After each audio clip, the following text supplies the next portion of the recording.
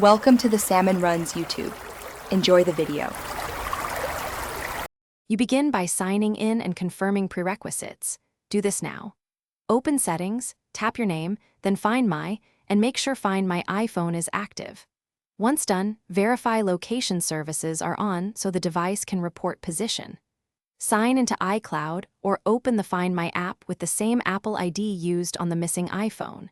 Make sure you retain access to your Apple ID credentials, because without them, you cannot locate or control the device remotely.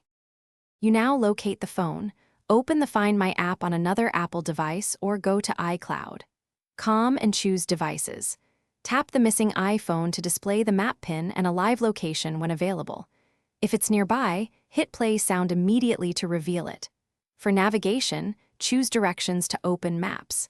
If you can't retrieve it, select Mark as Lost to remotely lock the phone and display a contact message. This prevents unauthorized use while you continue recovery steps. You finish by choosing the appropriate recovery action.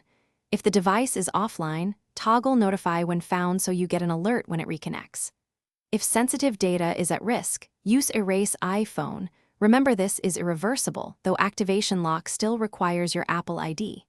If you hit problems, make sure you're signed into the correct iCloud account, confirm the network connection, and consider battery status.